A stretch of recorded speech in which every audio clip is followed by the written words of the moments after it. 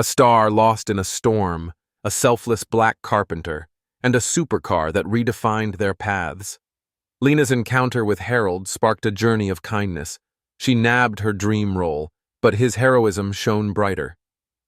The next day, she roared back, bringing hope to his town. This is more than a story. It's humanity at its best. Want to see how one day rewrote their lives? Watch now and subscribe to Seeds of Goodness for uplifting stories. The highway stretched like a ribbon of gray through the rolling hills of rural Oregon, its edges fraying into patches of gravel and wild grass. Lena Carver gripped the steering wheel of her rented silver Audi, her knuckles whitening as the dashboard clock glared back at her. 2:17 p.m. She had less than an hour to reach Portland, where a casting director waited to decide if she'd land the role of a lifetime. A gritty, Oscar-worthy part in a film that could catapult her from Hollywood's B-list to its shimmering elite. Her dark blonde hair, usually styled in perfect waves for red carpets, was now a tangled mess, clinging to her damp forehead.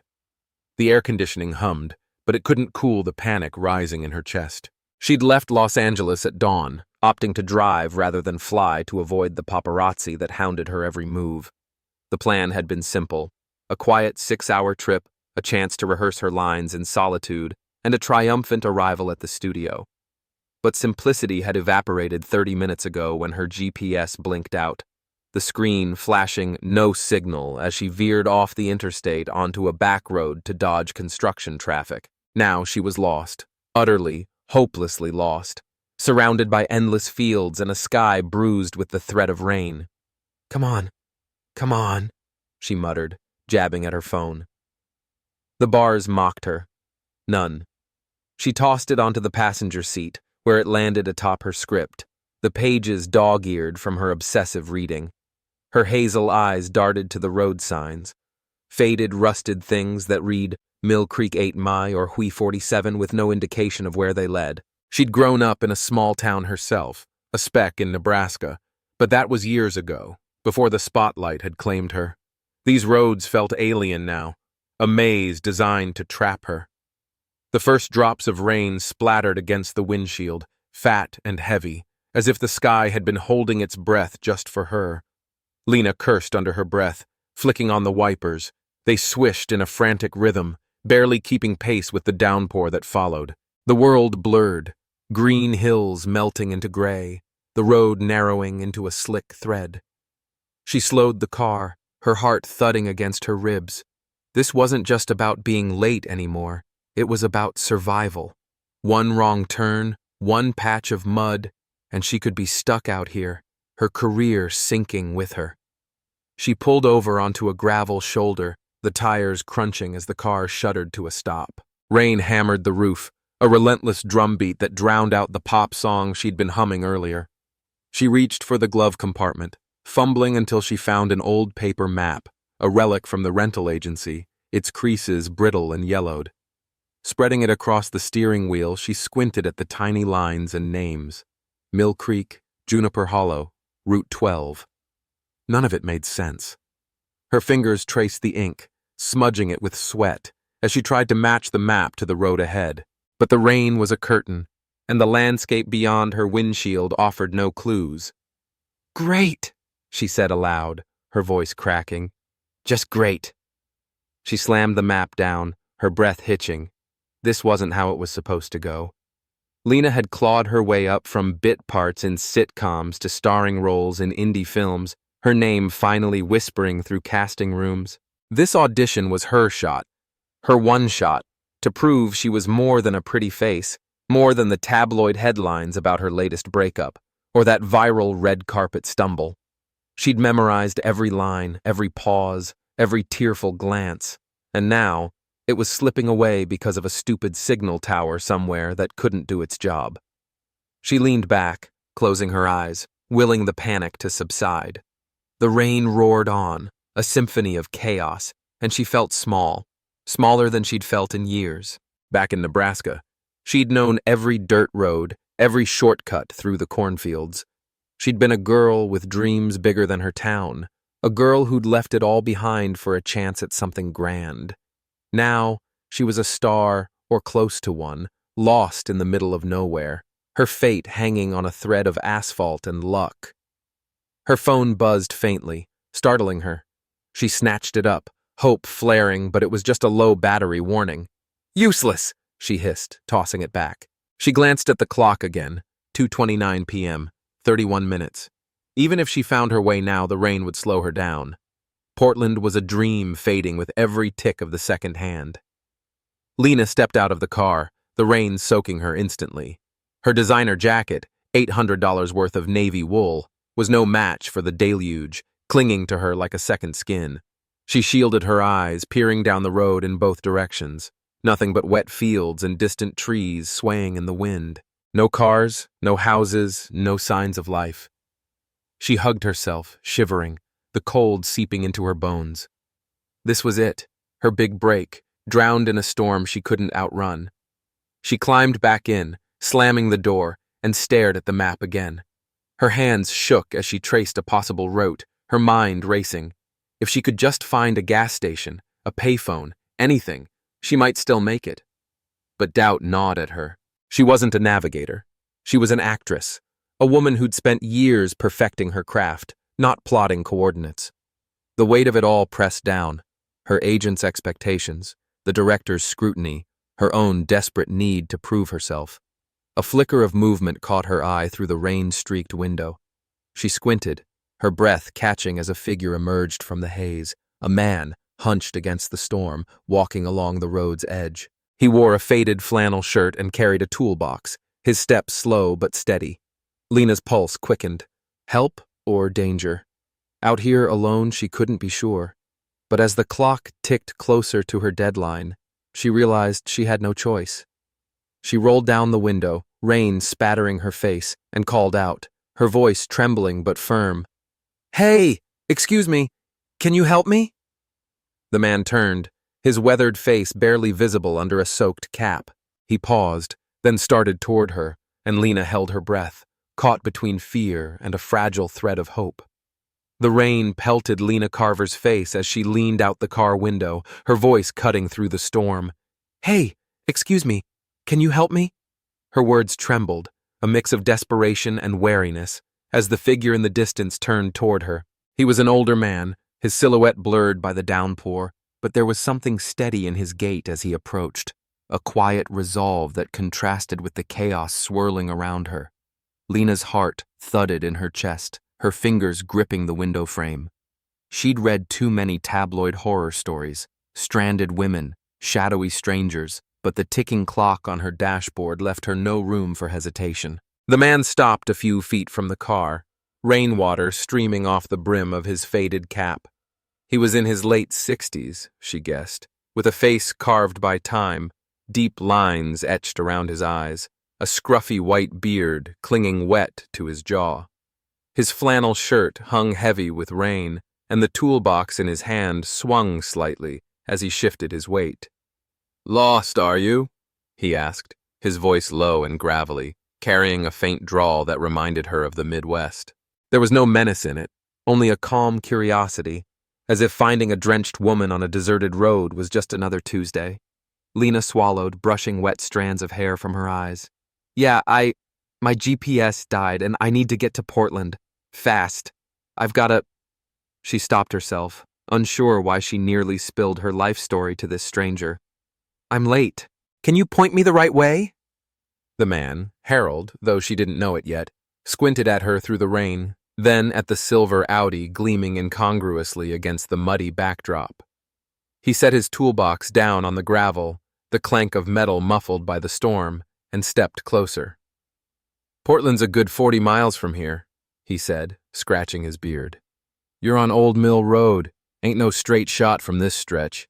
Rain's making it worse, too." Lena's stomach sank, her breath fogging in the cold. 40 miles? She echoed, her voice cracking. "I've got less than 30 minutes. There's no way." She trailed off, slamming her palm against the steering wheel.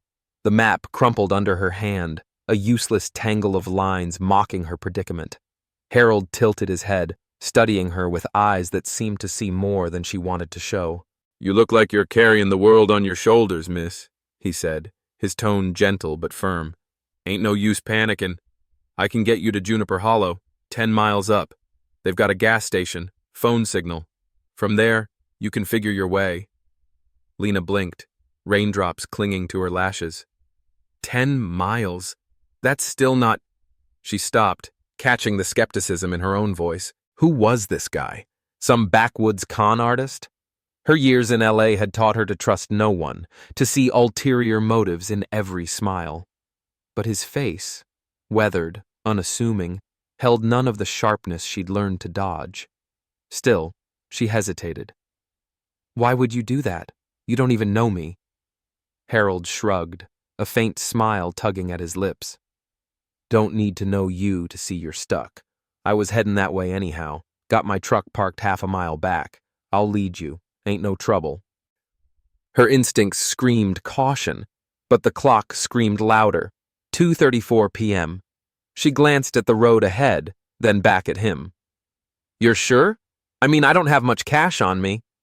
"Don't want your money," he cut in, his voice gruff but kind. "Just follow my truck. We'll get you there." He picked up his toolbox and turned, trudging back the way he'd come, his boots squelching in the mud. Lena watched him go, her mind racing. This wasn't how her world worked. People didn't help for free. They angled for selfies, favors, a piece of her fame. But this man didn't even ask her name. She rolled up the window, her soaked sleeve dripping onto the seat, and started the engine. The Audi purred to life, and she eased it back onto the road, her eyes locked on Harold's retreating figure. A minute later, she spotted his truck. An old red pickup, its paint chipped and faded, parked crookedly on the shoulder. He climbed in, the engine coughing awake, and pulled onto the road with a wave for her to follow. The drive was slow, the rain a relentless curtain between them. Harold's taillights glowed like twin beacons, guiding her through the twists of Old Mill Road. Lena's hands ached from gripping the wheel, her mind a tangle of doubt and gratitude. She kept waiting for the catch, a detour to some shady spot, a demand for payment. But it never came. Harold drove steadily, his truck weaving around potholes she wouldn't have seen alone. 10 miles felt like an eternity, the storm raging as if it resented their progress. But then, through the blur, she saw it. Juniper Hollow. A gas station's neon sign flickered ahead, a cluster of modest houses huddled nearby. Harold pulled into the lot, parking beside a rusted pump, and Lena followed, her tires crunching gravel. She rolled down her window as he stepped out, rain still dripping from his cap. "Here you are," he said, nodding toward the station. "Phone'll work now. Road to Portland straight from here, Route 47. You'll make it if you hurry." Lena fumbled for her phone, relief flooding her as 2 bars blinked to life. "Thank you," she said, her voice softer than she meant it to be. I don't know what I'd have done without you." She reached for her purse, pulling out a 20. "Please, take this." Harold waved it off, his hand rough and calloused. "Keep it. Ain't why I helped." He tipped his cap, a small gesture that felt oddly formal, and turned toward his truck. "Wait!" Lena called, leaning out further. "What's your name?" He paused, glancing back. Harold Grayson." Then he climbed into his pickup, the door creaking shut, and drove off, his taillights fading into the storm. Lena sat there, rain drumming on the roof, her phone glowing in her hand. She dialed her agent. "I'm okay, I'm on my way," and pulled onto Route 47, the road to Portland stretching clear before her. The clock read 2:49 p.m. She could still make it. But as she accelerated, her thoughts weren't on the audition. They were on Harold, his quiet kindness, his refusal of reward. In a world of flashbulbs and contracts, he was a stranger who'd asked for nothing, and that lingered with her, a warmth cutting through the cold. The rain had thinned to a drizzle by the time Lena Carver pulled into the parking lot of the Portland studio, her silver Audi gleaming wet under the overcast sky. The dashboard clock blinked 3:08 p.m., 8 minutes late, but she'd called ahead, her agent smoothing the edges of her delay with the casting director. She stepped out, her soaked jacket clinging to her shoulders, her boots leaving faint mud prints on the asphalt. Her heart still raced from the drive, from the narrow escape Harold Grayson had handed her. But she shoved it down, slipping into the polished mask she'd perfected over years in Hollywood. Inside, the studio buzzed with quiet urgency.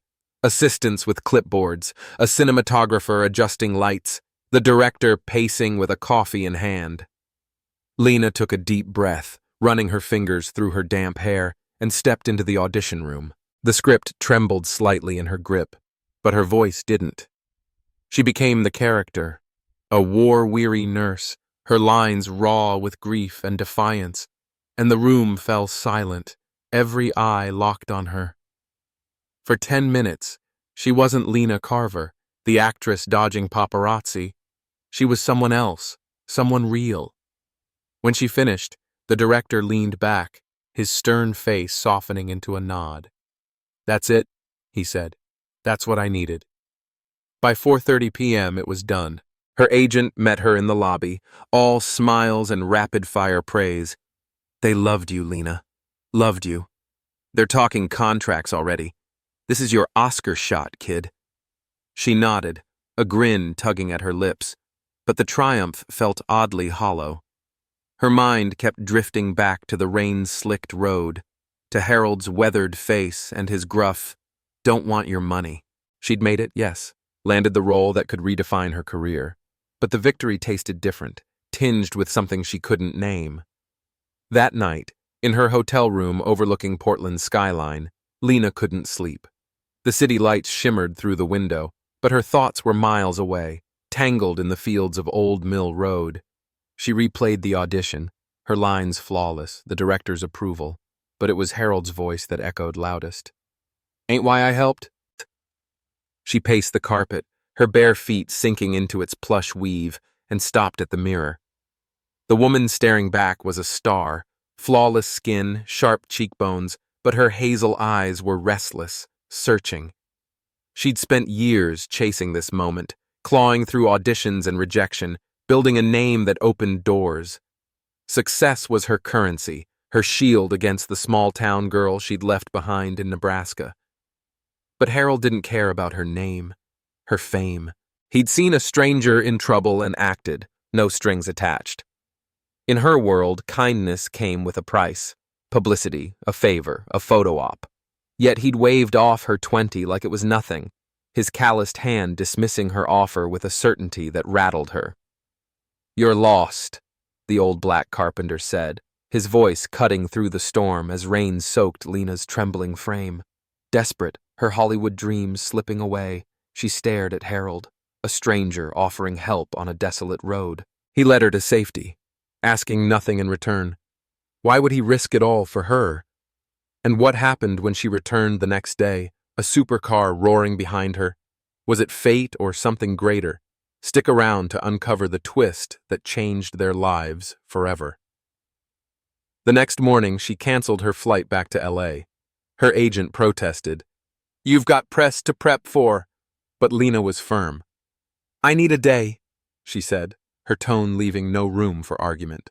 She rented the Audi for another 24 hours and hit the road, retracing her path through the drizzle-soaked hills. The drive was quieter now, the storm a memory, but her pulse quickened as she neared Juniper Hollow. She didn't know what she'd say, only that she had to see him again, to thank him properly, not with money, but with something real. The gas station loomed ahead, its neon sign flickering in the daylight. Lena parked and stepped out, the air crisp with the scent of wet earth. She scanned the lot, then walked inside, the bell jangling above the door. A teenage clerk lounged behind the counter, scrolling on his phone. "Hey," she said, her voice steady despite the flutter in her chest.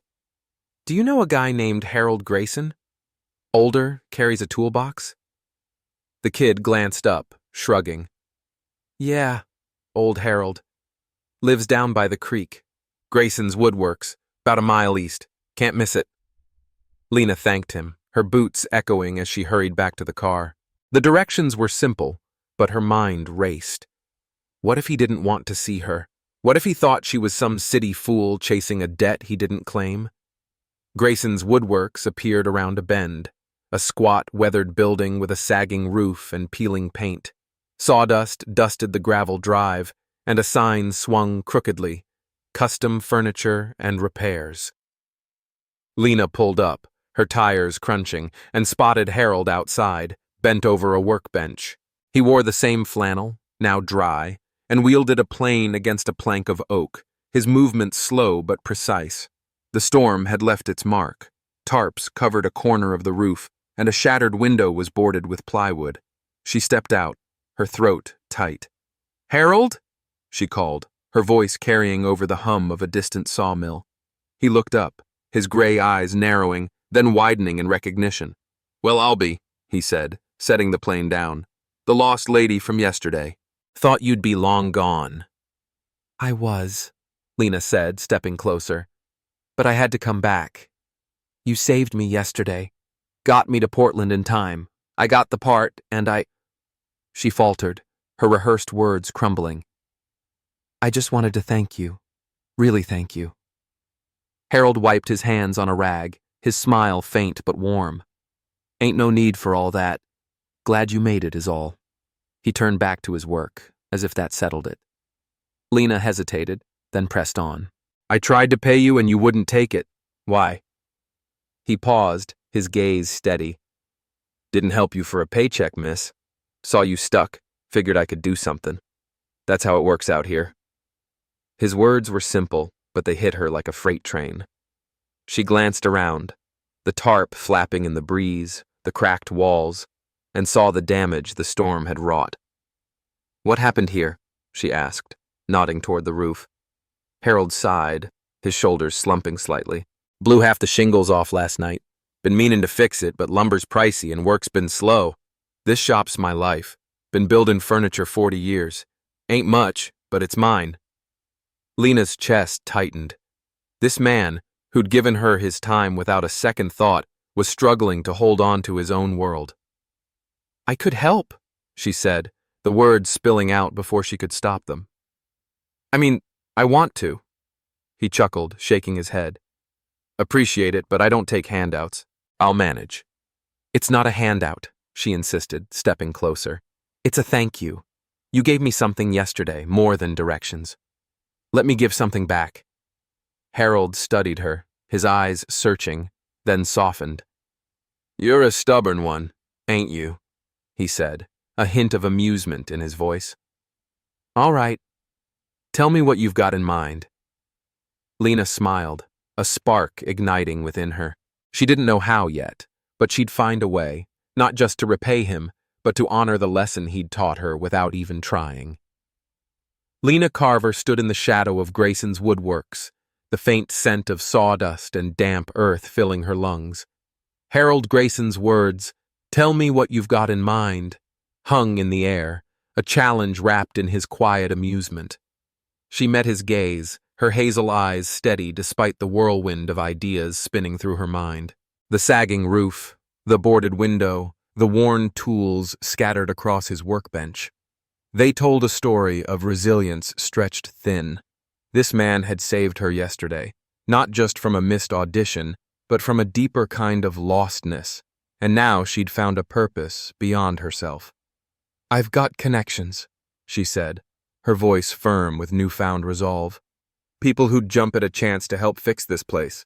I can make it happen, not as charity, but as a thank you, a real one." She gestured to the shop, her damp jacket swaying with the motion. "This is your life, Harold. Let me help you keep it." Harold rubbed his beard, his gray eyes narrowing as if weighing her words against a lifetime of self-reliance. "You're talking big for someone who was lost in the rain a day ago," he said, a wry smile tugging at his lips. "What's a city girl like you know about fixing up a woodshop?" Lena laughed, the sound bright against the muted hum of the countryside. "Not much," she admitted. "But I know how to get things done. I've got a platform, millions of followers, producers who owe me favors. I can raise the money, get the materials, whatever you need. You just say yes." He studied her for a long moment, the wind rustling the tarp overhead. Then he nodded, slow and deliberate. "All right, miss. If it means that much to you, I won't stand in your way, but I'll be working right alongside whoever you bring in. This shop's mine to fix, too." "Deal," Lena said, her smile widening. She extended her hand and Harold shook it, his grip rough but warm. In that clasp, she felt a pact, not just a promise to repair a building, but to honor something bigger, something she was only beginning to understand. She drove back to Portland that afternoon, her phone buzzing with missed calls from her agent. Ignoring them, she opened her social media apps, her fingers flying across the screen. "Hey everyone," she typed, attaching a quick selfie with Grayson's woodworks in the background. "Met a man named Harold yesterday who helped me when I was lost. His woodshop's been hit hard by a storm and I want to help him rebuild. Here's how you can pitch in. Donations, shares, anything. Let's make this right." She linked a crowdfunding page she'd set up in 10 minutes, her heart pounding as she hit post. The response was immediate. Her followers, 3.2 million strong, flooded the comments. "Love this! You're amazing, Lena! Donating now." Within hours, the fund hit $10,000, then $20,000. By nightfall, it was nearing $50,000, enough for a new roof, windows, and more. Lena stared at the numbers, her throat tight.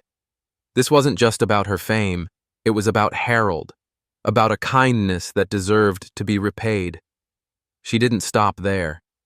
She called a producer friend in LA, pitching the shop's story as a feel-good segment for a morning show. She texted a contractor she'd met on a film set, asking for a favor. By the next morning, she had a team lined up.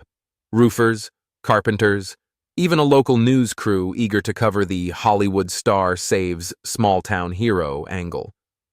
Lena winced at the headline. It wasn't about her, but she let it slide. This was for Harold. A week later, she returned to Juniper Hollow, pulling up in the Audi as a small army of workers unloaded supplies. Harold stood by his workbench, his flannel sleeves rolled up, watching the chaos with a mix of disbelief and gruff approval. "Didn't expect a circus," he muttered as Lena approached, but his eyes twinkled. "It's not a circus," she said, grinning. "It's a thank you." She handed him a coffee from the gas station, and they stood together, watching the roofers tear off the old shingles. Over the next few days, the shop transformed. New cedar beams gleamed, windows sparkled, and the sagging porch straightened under skilled hands. Lena pitched in where she could, hauling lumber and painting trim, her manicured nails chipped but her spirit soaring. Harold worked alongside them, his plane shaving wood with the same steady rhythm she'd first seen. One evening, as the sun dipped low, he pulled her aside. "Never thought I'd see this place shine again," he said, his voice thick. "You didn't have to do all this." "Yes, I did," Lena replied, wiping paint from her cheek. "You gave me more than a way out, Harold. You reminded me there's good out there, real good. I've been chasing fame so long I forgot what that feels like." He nodded, his gaze drifting to the shop. "Well, you've given me something too. More'n a roof." He didn't elaborate, but she saw it in his eyes. A pride rekindled, a purpose renewed. The transformation didn't stop at repairs. With the extra funds, Lena bought Harold new tools, a lathe, a sander, and set up a website to sell his furniture. Orders trickled in, then poured, tables, chairs, custom shelves. One afternoon, she found him teaching a group of local teens, their hands clumsy but eager as they shaped wood under his guidance. "Figured I'd pass it on," he said with a shrug. "Keep the craft alive." Months later, Grayson's Woodworks was a hub, not just a shop, but a heartbeat of Juniper Hollow. Harold's creations graced homes across Oregon, and the teens he taught carried his legacy forward. Lena visited when she could, her Hollywood life now balanced with something deeper. Her film hit theaters, earning raves, but the red carpets felt less vital than the gravel drive where she'd found her footing. One crisp fall day, she stood with Harold outside the shop, a new sign swinging proudly. Grayson's Woodworks, Est, 1982. "You changed this place," she said, her voice soft. He chuckled, tipping his cap. You changed me first, miss. Showed an old man his work still matters. Lena smiled, her chest full. She'd come seeking a role, but found a purpose. Harold's kindness, a simple offer to lead her out of the rain, had sparked a renewal neither of them expected. As she drove away, the shop fading in her rear view, she knew this was her true success, not a trophy, but a bond forged in gratitude, a legacy built on giving back.